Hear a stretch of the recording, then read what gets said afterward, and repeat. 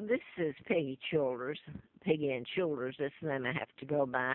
I put up a lot of YouTubes and Instagram, Facebook, trying to tell this. A friend bought me this phone so I could use this media, social media, trying to tell what's happened because I can't get an attorney, and I have really been done in. I've deliberately kept homeless, and I'll say this if you haven't picked up the other tapes. Larry Flint flew me out there to his home, and he did this editorial April of '84, and he says I know who's responsible for his shooting. I was doing a medical malpractice book, MD, A License to Kill, and it was about mind control, modifying behavior, and putting chips in people. And one of the doctors I worked for, cardiovascular, actually put a chip in a heart bypass of a man who was the head of a corporation, and his decision making is altered. He might think it's his, and it's not. It's being made for him without his knowledge. So I'm going to stop there and go on with this. If I can keep my train of thought here, I'm in pretty bad shape. Eric Smith is the ranger, forest ranger. He's law enforcement. These murders I've spoken of, Larry Flint, Lawrence Flint, Larry McDonald, Lawrence McDonald, doctor. I was taken to Lawrence County, Alabama, when I was kidnapped in '41 and my ID stolen and given the name of a dead twin, both of them dead. They were killed by their mother, born out of wedlock she was. Horrible. So I was taken there, and I put this pictures and all of it, changing a birth certificate and everything on YouTube. But anyway, I'm trying to show you the patterns that were deliberately done. He's following orders, Eric and the rest of them. Woody Harrelson played Larry Flint, and Woody, and I don't know his last name, is one of the agents that was Eric's superior at the time. They actually did the pattern the last time. Kathy Nichols, as in Nichols, in the Oklahoma City bombing, of course, Timothy McVeigh's dead. They were programmed. But they actually did it there, and with Eric Smith and one other one, I can't remember his name. I spent a month in jail, and they lied. But anyway, he gave me a ticket on 3604. Well, Mr. Flint was shot 3678 in Lawrenceville, Georgia, and I was living in Marietta doing the book. And this is Eric's name on here. So, and this is violations he's written. Remember, you're not seeing what they're doing to me that I respond to. You're seeing a pack of lies that are me trying to live, and they're leaving out the main ingredient. If I had an attorney and could get it into court, it would never work for them. They'd lie on and be perjured and everything.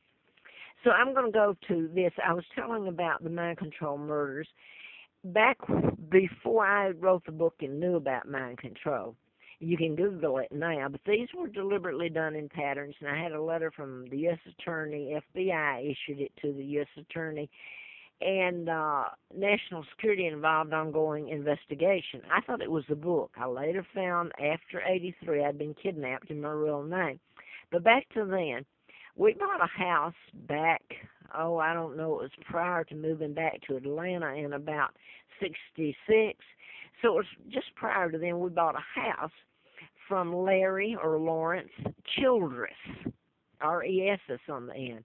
He was a barber to my kids, cut their hair. He sold us his house, and not long later he committed suicide is what it was put. It was murder by mind control. I know that now. I knew something was wrong with the way he died, but it was listed as suicide. He put himself in the car and turned the motor on in the garage, and he died. By the way, there were several. If you go into who died at Redstone Arsenal and NASA, you'd be shocked. Ask Bunny Sailor, if she's still alive, what they did to her husband and two of his buddies. But anyway, I wanted to get to, they're done in patterns, and I mean, I'm being worked over because I put stuff on YouTube, but they were doing it anyway. I wanted to go to this because Virginia State Trooper retired, Arlington, that's where I believe he told me he had been state trooper. Now he's in Galax. They gave me, his wife gave me their address and name, so I assume at some point she meant for me to use it. I don't know. I'm not trying to get them into trouble. I'm trying to live, and the law is not working for me. Uh, I'm going to leave out what happened to them because it's too much to tell. It's horrible. But they brought me to Affordable Corporate Suites off Starkey Road in Roanoke on August the 14th, and they paid by credit card the security deposit. I stayed there suffering because I have an immune disorder. If I'm around toxic fumes, my immune system attacks itself. And over a period of time, if you don't get away from it, the inflammation just permeates your whole body, your organs, kidneys, and all, lungs. So I'm in a mess right at the moment, besides my age. But this is August the 14th of '09, and Linda says to me, his wife, Barton, she said she gave me their address and everything that she had made up, and I've still got it. She said, this is how we move you with chemicals. Well, I knew it, but my word has been no good, made no good. I've been so framed and everything. So anyway, and they also threaten you with mental health. And that's what the Ranger Smith did back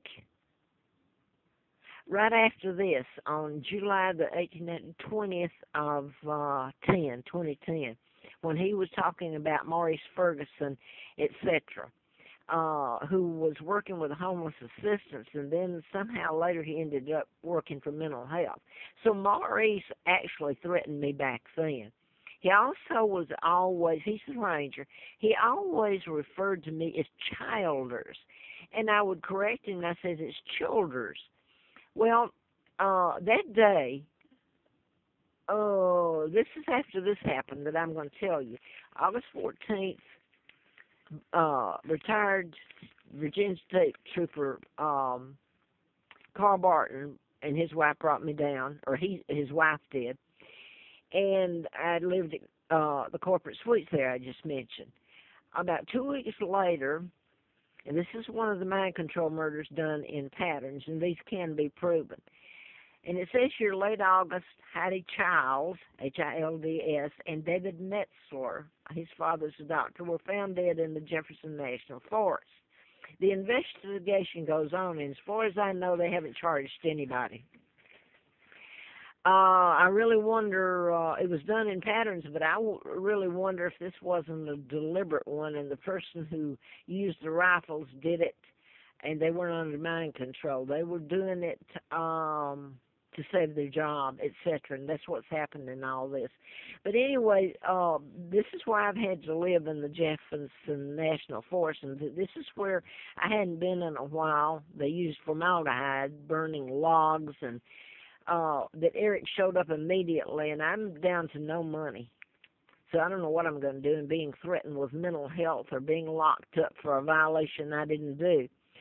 So I'm back here for a couple of days, and I don't know what happens to me then. I hope I don't get the mental health locked down, because then that's what they're threatening me with. But anyway, Charles also, his wife, I believe, Laura, L-A-U-R-A, Charles, the mother of the young lady that was shot, they were killed with a rifle in the Jefferson National Forest. This is what Eric supervises out of Natural Bridge, he and Woody and all of it. So Laura was also the name of my husband, John Childers' sister. She lives outside Austin, Texas. Okay, and there's other names and stuff that connect other than, there's a lot that connects it here. But anyway, I think his, Tom Childs, I believe, is the father, and I believe he is retired now. Also, the Caldwell, where it happened, is a cryptic word that fits in. So nobody talks about this one anymore. So where am I going with this? If somebody doesn't help me get out of Roanoke, I need a ticket, and I'll get on the bus and leave everything here, go with nothing. I want no part of these people anymore, and I don't know if this is not stopped, and it doesn't go before a court of law or before go into Congress, and they're forced to tell it. Your judicial system,